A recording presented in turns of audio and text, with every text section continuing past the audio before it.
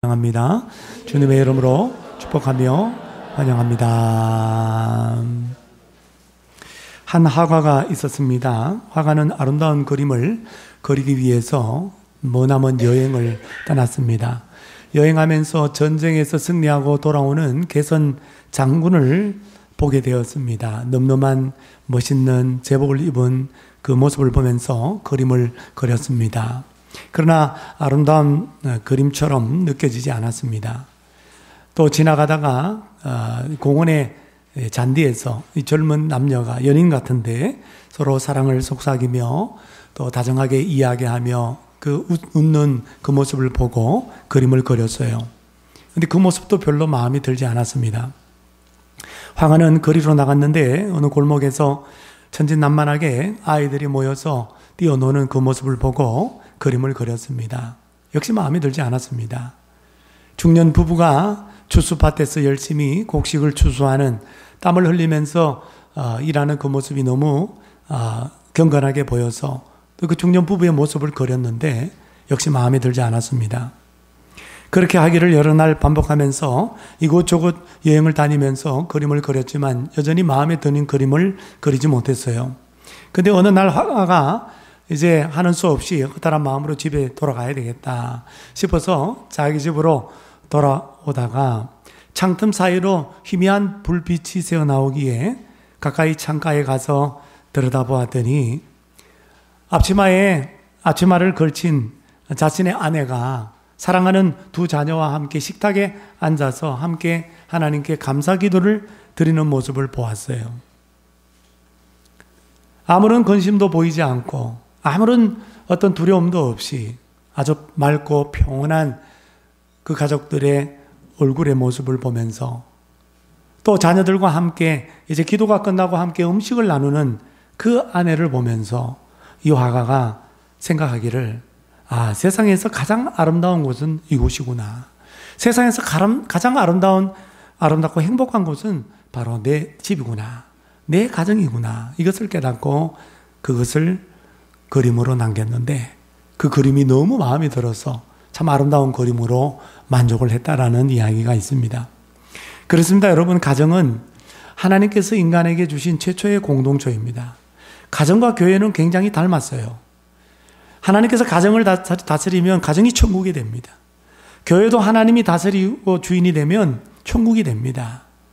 가정 같은 교회, 교회 같은 가정. 우리 하나님께서 우리에게 주신 선물이에요. 이 가정을 통해서 우리는 행복을 느끼게 됩니다. 행복을 맛보게 돼요. 가정에서 행복을 찾지 못한 사람은 이 세상 어디를 가도 행복하지를 못합니다. 여러분의 가정은 어떻게 행복하십니까? 여러분의 가정은 행복한 가정입니까? 그 가정에서 행복을 찾았고 또 그 행복을 누리고 있습니까?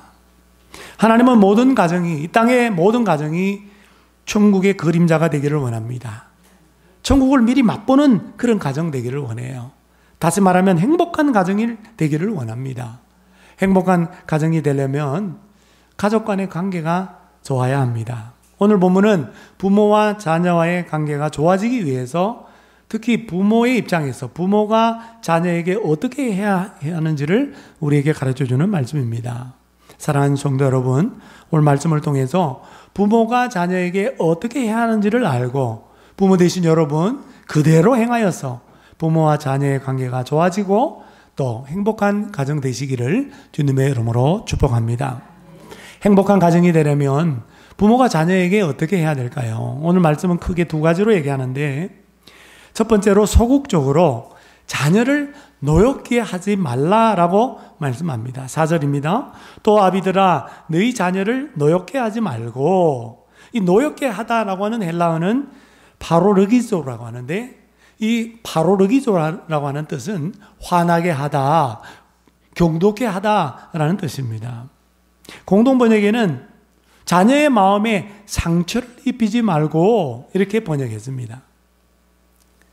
그러니까 여러분, 부모는 자녀에게 마음에 상처를 주면 안 된다는 거예요. 그리고 자녀를 화나게 하면 안 된다는 겁니다. 그런데 오늘 누구에게 이 이야기를 하고 있죠? 누구라고 부릅니까? 아비들아 라고 부릅니다. 아비들아. 왜 그럴까요? 아버지들이 자녀를 화나게 많이 하나 봅니다. 엄마보다도 아빠가 더 자녀의 마음에 상처를 많이 주나 봐요. 그래서 아비들아, 아버지들아 라고 그렇게 말하고 있습니다. 그렇다면 왜 아버지들은 자녀를 노엽게 하면 안 될까요? 에베소서와 더불어 쌍둥이 서신이라고 불리는 골로새서 3장 21절에 보면 이런 말씀이 있습니다. 비슷하다라는 거예요. 쌍둥이 서신이라는 것은 트윈 서신이라고 합니다. 아비들아, 너희 자녀들을 노엽게 하지 말지니 왜냐하면 낙심할까 함이라. 에베소서에는 나오지 않지만 자녀를 노엽게 하지 말아야 할 이유가 있다라는 거예요. 그건 왜냐하면 자녀를 화나게 하고 자녀의 마음에 상처를 깊이 주게 되면은 자녀가 낙심하게 된다는 거예요. 영어 성경에 보니까 discourage 또는 disheartened. 그러니까 마음이 추락하게 되고 용기를 잃게 되고 우리나라 말로 말하면 길을 꺾어버리게 되고 그리고 풀을 죽이게 만든다는 거예요. 그래서 자녀의 마음에 부모는 상처를 주면 안 되고 자녀를 화나게 해서는 안 된다라고 하는 것입니다. 골로새서 3장 21절에 노엽게 하지 말지니 이 노엽게 하다라는 이 단어는 에베소서의 단어와 헬라어가 다르더라고요. 찾아보니까 에리티조라고 되어 있습니다. 에리티조라는 뜻은 성질나게 하다, 흥분시키다, 격동시키다 이런 뜻입니다. 화나게 하다보다는 조금 더 약한 의미죠. 그러나 어찌됐든 간에 부모가 자녀를 성질나게 하면 안 된다는 거예요. 자녀도 성질이 있어요. 성질나게 하지 말아라. 자녀의 마음에 자극하지 말아라. 자녀들을 격동시키거나 흥분시키지 말아라. 이렇게 말씀합니다. 여러분, 이 사도 바울의 말씀은요, 그 당시 로마 시대이기 때문에 로마 시대의 그 당시 사회적인 어떤 문화를 보면 굉장히 혁명적인 말씀입니다. 여러분, 뭐 종과 상전의 관계도 마찬가지고요. 종은 죽여도 괜찮은 거예요. 근데도 상전이 종을 굉장히 아끼라고 얘기합니다. 마찬가지로 이 가정 안에서도 부부 관계도 여러분 아내가 또 이 남편에게 복종하라고 그래요. 그 로마 시대에 그 당시에 어린아이들은요 물건입니다. 노예입니다. 아버지가 자기 자식 마음에 안 들면 노예시장에 팔아버려도 돼요. 딴 집에 애를 갖다가 노예시장에서 노예로 살 수 있어요.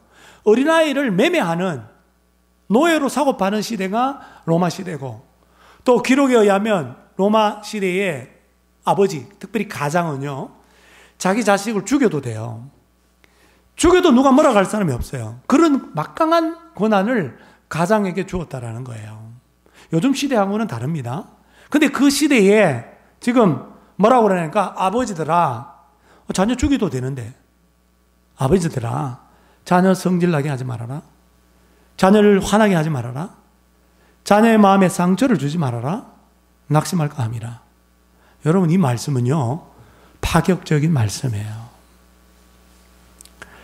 부모가 자녀를 화나게 할 때가 언제일까요? 자녀 되신 여러분 부모로부터 언제 여러분들 상처를 입었습니까? 곰곰이 생각해 보세요. 많은 이유가 있는데 그것 가운데 세 가지만 말씀드리면, 먼저는 부모가 지나치게 자기 중심적일 때 자녀를 노엽게 합니다. 다시 말하면 부모가 자식을 낳았다고 해서 자식을 자기 것이라고 생각해요. 늘 자기 곁에 있다고 해서 자기에게 속한 그런 물건이라고 생각해요. 여러분, 자녀에 대한 소유권을 가지고 행동하는 부모들이 참 많이 있습니다. 이런 부모들은 자녀의 인격은 전혀 고려하지 않습니다. 부모의 그 권한을 때로는 남용하기도 해요. 이런 부모 아래 자란 자녀들은 마음에 쉽게 상처를 받아요. 그리고 마음이 분노하게 됩니다. 그러나 여러분, 자녀는 부모에게 소속되어 있는 것이 아니라고 성경은 말해요. 자녀는 부모의 것이 아니라고 말해요. 부모를 위한 장난감도 아니고 물건도 아니라는 거예요.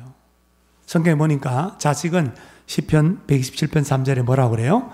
여호와의 기업이요 태열매는 상급이라고 그래요. 기업은 히브리어로 나알라라고 하는데 대대로 상속되는 상속물, 그러니까 소유물, 유산을 말해요. 여러분 부모로부터 유산 이어받잖아요. 그게 뭐 동산일 수도 있고 부동산일 수 있잖아요. 그게 재산이 재산. 그러니까 자녀가 하나님의 기업이라고 하는 것은 하나님의 재산이라는 거예요. 하나님의 보물이라는 거예요. 하나님의 소중한 재산이라는 겁니다. 상급이라는 뜻은 하나님이 주시는 상장과 같은 거예요. 하나님이 주신 상장, 하나님이 주신 은총, 하나님이 주신 복이라는 뜻이에요. 그러므로 부모는 하나님의 재산, 하나님의 소유물인 자녀를 이 땅에서 잠깐 위탁받아서, 그러니까 맡아서 기르는 청지기에 불과한 겁니다. 내가 자녀의 주인이 아니라 주인은 하나님이고 하나님이 나에게 이 땅에 잠시 잠깐 맡겨주신 거예요. 그러면 그 자녀를 맡은 우리는 청지기인 것입니다.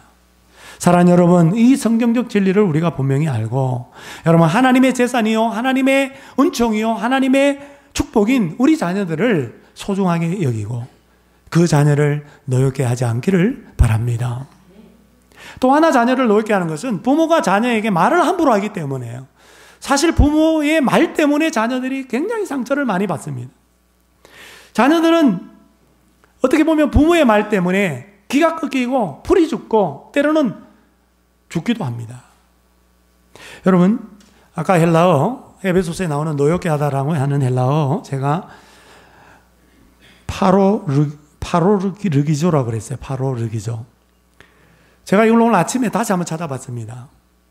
찾아봤더니 파라라는 단어와 접두어입니다.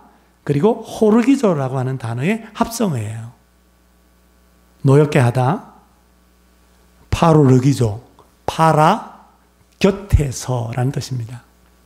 호르기조, 엄하게 명령하다. 제가 깜짝 놀랐어요. 자녀를 노엽게 하는 원인이 이 단어 속에 포함되어 있더라고. 자녀 곁에서 부모가 엄하게 명령을 할 때 자녀들이 상처를 받고 자녀들이 분노하게 된다는 거예요. 어느 예고를 다니던 여학생이 있었는데 이 학생이 어릴 때부터 피아노를 너무너무 잘 쳤어요. 재능이 있었어요. 그래서 어려서부터 피아노를 이렇게 연주했는데 콩쿠르 대회에 나가서 상을 휩쓸 정도로 그녀의 실력이 출중했습니다. 예고를 졸업할 때가 되었는데 벌써 그 실력을 인정받아서 독일에 있는 어느 대학에 전액 장학금으로 입학하기로 돼 있었습니다. 이제 졸업하고 이제 독일로 떠나기만 하면 되는 거예요. 그날을 기다리는 가운데 어느 날 이 딸아이가 몸이 시름시름 아파가지고 엄마가 이 딸아이를 데리고 병원에 갔어요. 병원에 갔는데 놀라운 충격적인 이 소식을 듣게 돼요. 이 아이는 3개월밖에 살지 못합니다. 청천벽력과 같은 그 소리를 들은 엄마가 절규를 해요. 절대로 그럴 리가 없어. 아니야, 이럴 수 없어. 내가 어떻게 키워낸데? 이 애를 내가 어떻게 키웠는데? 하지만 그것은 엄연한 현실이었습니다. 그 현실 앞에서 어머니가 너무 괴로워서 담임 목사님을 찾아갔습니다. 이 어머니가 담임 목사님께 이렇게 고백합니다. 내가 지금까지 저 딸아이에게 해온 말은 딱 2마디밖에 없었습니다. 지금 생각해보니까 이 말만 했습니다. 먹어! 피아노 쳐! 먹어! 피아노 쳐! 그러면서 하나님 앞에 이렇게 기도했다는 거예요. 하나님. 내가 우리 아이에게 먹어! 쳐! 먹어! 쳐! 이 말 외에 좀 다른 말을 할 수 있는 기회를 저에게 한 번만 주십시오. 그렇게 기도했지만 그 어머니에게 더 이상 그 기회가 주어지지 않았습니다. 그 어머니는 피눈물을 흘리게 됐습니다. 부모 되신 여러분, 뒤늦게 피눈물 흘리지 않도록, 우리 자녀를 노엽게 하지 않도록, 우리 자녀의 마음에 상처를 입혀서 그가 낙심하지 않도록, 용기 잃지 않도록 자녀에게 여러분 기회가 있을 때 좋은 말, 따뜻한 말, 사랑하는 말을, 사랑의 말을 많이 해주기를 바랍니다. 마지막으로요, 왜 자녀가 노엽게 되는가? 부모의 위선 때문이라는 거예요. 위선. 부모의 말과 행동이 일치하지 않습니다. 부모의 믿음과 부모의 삶이 일치하지 않을 때 자녀는 분노하게 되고 자녀는 실망하게 되는 거예요. 미국 티네이저라고 하는 청소년 기독교 전문 잡지가 있는데 이 잡지에 교회 출석하는 청소년을 대상으로 설문조사를 했어요. 주제는 이겁니다. 아이들이 부모와 같이 신앙생활하면서 부모에게 받은 나쁜 인상 10가지 그 조사를 했는데, 첫째, 주일날 교회에 가는 숫자보다 안 가는 숫자가 더 많은 것. 누가요? 부모가. 교회 다닌다고 하면서 교회 가는 숫자보다 안 가는 숫자가 더 많아. 두 번째, 예배 시간에 항상 늦어. 세 번째, 설교는 듣지 않고 예배 시간에 딴짓해. 넷째, 다른 데는 돈 잘 쓰면서 헌금 생활하는 거 보면 너무 인색해. 다섯 번째, 자기는 봉사도 안 하면서 봉사하는 사람 보고 막 불평을 하네. 여섯째, 목사 욕을 하고 흉을 보내. 일곱 번째, 이유 모르게 교회를 자주 옮겨 다니네. 여덟 번째, 내가 주일학교 예배를 드리고 있는데 항상 예배 먼저 마치고 와가지고 빨리 나오라고 이렇게 불러내는 거. 아홉 번째, 어렵고 힘들고 괴로운 일 만날 때만 기도하는 거. 열 번째, 행동 없이 말만 해대는 거. 여러분, 이거 보니까 여러분 자녀들이 여러분 대단하죠? 거의 하나님 수준입니다. 어떻게 잘하는지 그에 뚫어봐요. 다 보고 있어요. 이같이 위선적인 부모의 모습을 본 자녀는요, 실망하게 되는 거예요. 때로는 분노하게 되고 때로는 하나님을 떠나기도 합니다. 여러분, 이런 이야기 있잖아요. 자녀들하고 버스 타고 이렇게 승용차 타고 오다가 막 부부가 막 싸움을 했어. 부부가 막 뒤에 자녀들이 앉아 있는데 막 그러고그러고. 근데 교회에 딱 내렸어. 내렸는데 안수 집사님이 안녕하세요. 그러니까 안녕하세요, 안수 집사님. 자녀들이 그거 보고 미치고 환장한다는 거야. 이야, 진짜 이렇게 신앙생활 하는구나. 이게 껍데기. 아휴, 그렇게 믿음 빠지면 내가 교회 안 다니겠다. 교회 안 다니는 거야. 그러므로 부모 여러분, 은행이 일치되고 신행이 일치될 때 여러분 자녀는 상처받지 않습니다. 자녀를 노엽게 하지 않는 우리 부모가 되시기를 바랍니다. 크게 두 번째로 행복한 가정을 이루려면 자녀를 노엽게 하면 안 되고, 마지막 두 번째는 적극적으로 주의 교양과 훈계로 양육해야 합니다. 4절 하반절, 오직 주의 교양과 훈계로 양육하라. 여러분, 이 명령을 누구에게 하고 있습니까? 아비들아, 어미들아가 아니야. 아비들아, 아버지들아 라고 얘기해요. 근데 우리가 생각할 때는 엄마가 맞벌이 부부가 아닌다 하면 엄마가 가정을 지키고 우리 자녀 어릴 때 자녀 곁에서 양육하는 시간이 많지 않습니까? 그래서 우리 보통 생각하기는 자녀 양육의 책임이 엄마에게 있다라고 생각을 많이 합니다.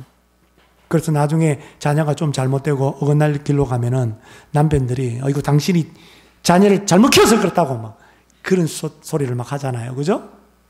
근데 오늘 성경 뭐라고 그래요? 아비들아, 주의 교훈과 훈계로 양육하라. 아비들에게 명령하고 있습니다. 제가 이 말씀을 들으니까 너무 마음이 와닿았어요. 엄청 찔렸어요. 내가 양육을 목회한다고 내가 참 제대로 이렇게 못한 것 같은 생각이 막 드는 거예요. 후회가 드는 거예요. 근데 NIV 영어 성경을 딱 봤더니 조금 위로가 됐어요. 부모들아! 이렇게 돼 있어요. 부모들아, 페어런츠 이렇게 돼 있어요. 그래서 자녀 양육의 책임은 우선적으로 아버지겠지만 어머니도 예외가 아니다. 아버지와 어머니가 함께 서로 합의하고 논의해서 자녀를 양육해야 되는구나. 이것을 알게 되었습니다. 양육하다라고 하는 동사 헬라어 에크트레포는 문자적인 의미로는 기르고 먹이다라는 뜻이에요. 그러나 의미적으로는 세밀히 돌보다, 목자가 양을 돌보는 것처럼 세심하게 돌보다, 들여다보다라는 뜻입니다. 종교개혁자 칼빈은, 장로교의 창시자 칼빈은 양육하라라고 하는 이 본문의 이 단어를 이렇게 주석했어요. 노엽게 하지 말고는 이렇게 번역했습니다. 자녀들에게 좋은 마음을 품게 하며, 그 자녀들이 좋은 마음 가지게 하라는 거. 그리고 자녀들을 따뜻하게 대하라. 이게 양육이에요, 양육. 양육을 어떻게 하라고요? 따뜻하게 대하라. 성경학자 하워드 핸드릭스 목사님은 조심스럽게 기르라. 따뜻하게 대하라. 조심스럽게 기르라. 이렇게 해석하고 있습니다. 자녀를 막 그냥 양육하면 안 돼. 자녀를 막 대충 양육하면 안 된다는 거예요. 굉장히 조심스럽게 그리고 사랑으로 따뜻하게 양육해야 된다는 거예요. 세심하게 들여다보고 관심을 가지면서 그렇게 양육하라는 거예요. 부모 여러분, 자녀를 잘 양육하고 있습니까? 여러분 자녀들 세밀히 여러분 돌보고 있습니까? 다 컸다고 안심하시면 안 돼요. 다 커도 PC방에서 뭘 보는지, 유튜브 뭘 주로 보는지, 이 인본주의가 판을 치는 이 세상 속에서 우리 드라마라든지 매스컴이 다 전부 다 신본주의가 아니라 인본주의 아니겠습니까? 가치관 자체가 벌써 성경적이지 않아요. 자녀를 대할 때 얼마나 따뜻하게 대하십니까? 자녀를 얼마나 조심스럽게 그렇게 양육하고 있습니까? 롬멜 교수라고 하는 분이 쓴 책 The Cure for a Troubled Heart라고 하는 번역하면 이런 거예요. 상처받은 마음의 치유, 마음을 위한 치유. 그러니까 이 책에서 이 저자의 경험담을 여기에 언급하고 있습니다.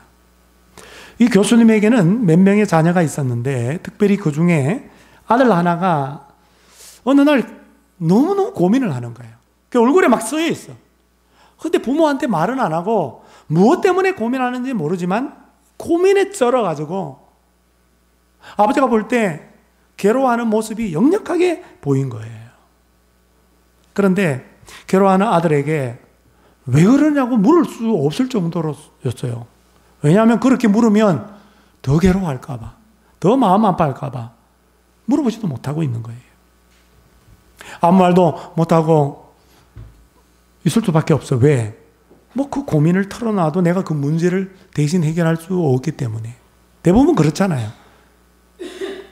부모가 해결할 수 있으면 부모가 얘기하지.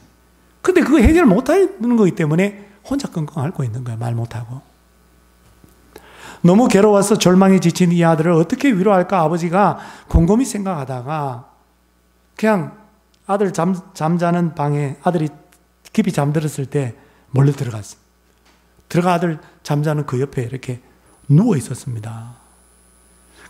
아버지는 눈을 빤히 뜨고 천장을 쳐다보면서 이 옆에 잠자고 있는 이 아들, 이 마음을 어떻게 위로하면 좋을겠는가. 그렇게 생각을 했지만은 좋은 말이, 위로를 해줄 수 있는 말이 생각나지는 않았어. 대책이 없었습니다. 그래서 어떻게 합니까? 그냥 누워있다가 나와버렸어. 그 다음날 또 아들이 잠자는 방에 들어가서 어떻게 할까요? 또 옆에 들어가서 조용히 그냥 가만히 누워 있었습니다. 아무 말도 하지 않고. 그리고 또 나왔어요. 그렇게 여러 날을 아들 방에 들어가서 옆에 누워서 어떤 날은요, 밤을 지새우게 됐어요. 아버지가. 밤을 지새웠다가 나오고. 놀랍게도 아들이 아버지가 계속 그렇게 하는 걸 알았어요. 자기 옆에 이렇게 몰래 누워있다가 그렇게 나가는 것을 알았어요. 아무 말 안 해도 아버지가 어떤 마음인지 이 아들이 알게 된 겁니다. 아버지가 나보다도 더 괴로워하는구나. 아버지가 괴로워한 아들 나를 보고 더 마음 아파하는구나. 이걸 깨달았어요. 그걸 깨달은 순간에 아들이 나는 혼자가 아니구나. 나의 중심과 나의 마음을 이해해주고 헤아려 주시는 분, 그분이 한 분 계시는구나. 그분이 바로 우리 아버지, 내 아버지. 아들은 이 아버지 때문에 용기를 얻었어. 마침내 괴로움을 떨쳐내고 일어나서 새롭게 인생을 시작했다라는 이야기가 있습니다. 그렇습니다, 여러분. 이 롬멜 교수, 이 아버지처럼 우리가 자녀를 따뜻하게 대하고 사랑으로 말을 못해도, 말 못할 상황이 있어도 그냥 행함으로 그렇게 따뜻하게 대해주면 여러분, 그 자녀는 잘 될 것입니다. 그 자녀는 절망의 자리에서 일어설 것입니다. 그 부모가요, 자녀를 잘 양육하는 거예요, 그게. 그런데 오늘 성경의 마지막으로 보니까 무엇으로 양육하라고 합니까? 주의 교훈과 훈계로 양육하라고 그래요. 여기 교훈이라는 헬라어는 파이데이아. 영어 NIV에 보면 트레이닝이 뭡니까? 훈련. 파이데이라는 단어가 히브리서 12장에서는 징계로 번역되어 있습니다. 징계. 그러니까 아들을 사랑하기 때문에 아버지가 매질을 하는 것처럼 때로는 훈련하고 때로는 징계의 채찍을 내려서라도 이 자녀의 행동을 바로잡는 그것을 우리 부모가 해야 된다는 거예요. 그리고 훈계라고 하는 헬라어는 누테시아라고 하는데 경고, 말로 교육하는 거. 아까는 징계, 훈련, 약간 행동의 의미가 강하죠? 그러나 여기서는 부모가 말로 하는 겁니다. 말로 가르치는 거예요. 말로 교육하고, 말로 경고하고, 말로 때로는 권면하고, 그 하는 것이에요. 그러므로 부모는 자녀를 징계하고 가르쳐야 됩니다. 부모가 자녀들이 스스로 자기 길을 알아서 그냥 갈 거야 그렇게 생각하고 그냥 내버려 두었어도 안 돼요. 다 컸다고 알아서 하겠지 뭐. 방임했어도 안 되고 또 너무 간섭했어도 안 돼. 너 오늘 어디 가? 누구 만나? 자꾸 간섭했어도 안 돼. 너무 억압적이었어도 안 됩니다. 그렇게 되면 자녀들이 스스로 결정을 못 해요. 자라도 자기 결정을 못 해. 자꾸 엄마한테 물어봐. 아빠한테 물어봐. 너무 억압했기 때문에. 근데 참 부모 짓하기가 참 힘들어요. 왜냐하면 우리는 극단에 치우칠 확률이 많아. 방임 아니면 간섭이다. 자율적인 인간으로 키우고 싶지만 그게 성숙한 인간인데 자율적인 인간으로 키우고 싶으면 그게 안 돼. 그래서 우리는 강요를 하는 거야. 강요를. 아니면 포기하고 그냥 방임해든지. 여러분 4절에서 중요한 단어가 있습니다. 이것이 바로 주의입니다. 주의 교훈과 주의 훈계로. 주님의 교훈, 주님의 훈계. 이거 그냥 우리가 하나님의 말씀으로 키워라. 이렇게 이제 생각해도 돼요. 그러나 존 스토트 목사님이 제가 이 에베소서 강의를 보니까 이 주의라고 하는 단어에 대해서 이렇게 해석을 덧붙였어요. 굉장히 제가 공감했습니다. 읽어드릴게요. 자녀를 가르치고 징계하는 부모의 배후에는 바로 누가 서 계시다? 주님이 서 계신다. 부모가 자녀를 훈계하고 부모가 자녀를 훈련시키고 징계를 하지만 그 뒤에는 주님이 서 계신다는 것을 알아라 이 말이에요. 어떤 데는 선생이시요 징계할 수 있는 권한을 가지신 분은 주님이다. 그러니까 가르치고 징계하고 훈련하고 교육할 수 있는 분은 주님밖에 없다라는 거예요.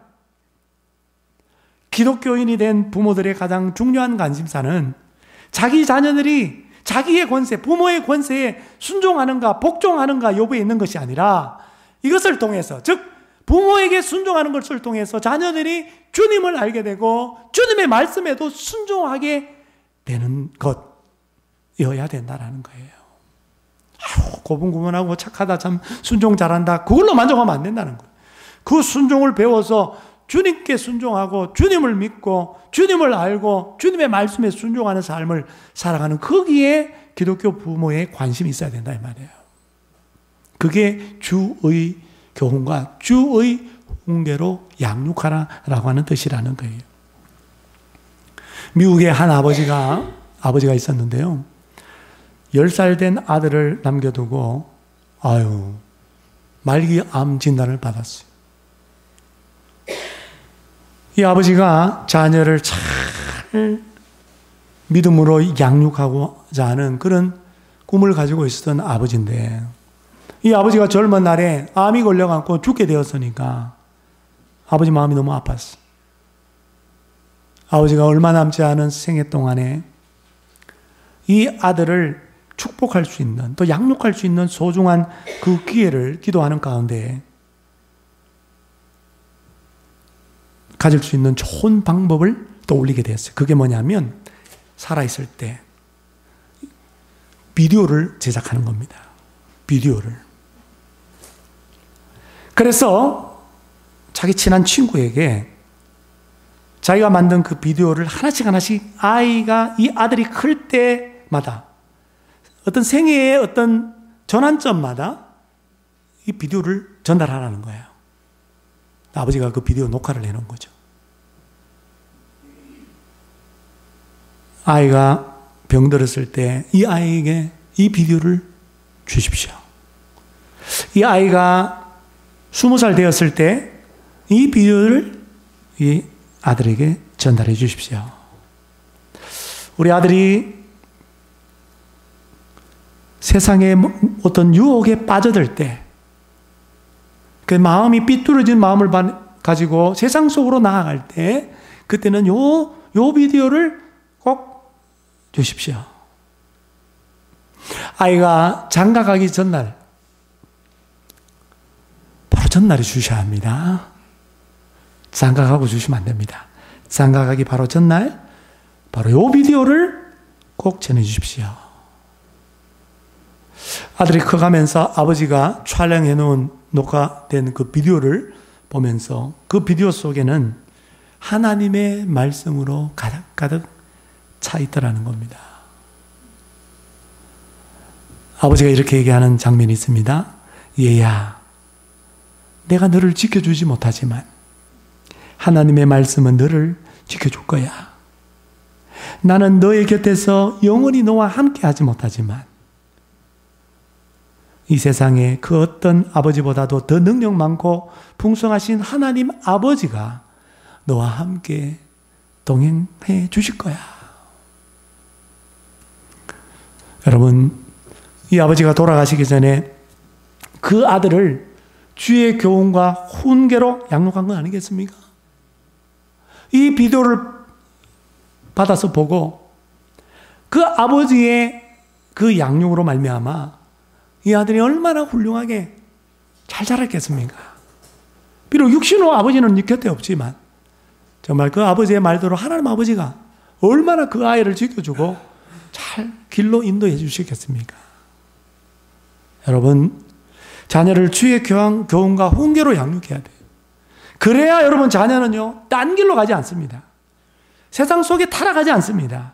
그래서 잠언 22장 6절에 이렇게 말씀하죠. 마땅히, 우리 다 같이 읽습니다. 시작. 마땅히 행할 길을 아이에게 가르치라. 그리하면 늙어도 그것을 떠나지 아니하라. 이 늙어도 문자적인 의미는 턱 수염이 나도, 이 말이 턱 수염이 나도. 그러니까 나이가 들었을 때, 이 말인데 이제 의미적으로는 사회생활 할 때, 세상 속으로 갈 때, 자녀가 삐뚤어지고 제약 가운데 나가는 것은 많은 경우 부모가 자녀를 노엽게 하기 때문이죠. 그리고 주의 교훈과 훈계로 양육하지 않았기 때문이에요.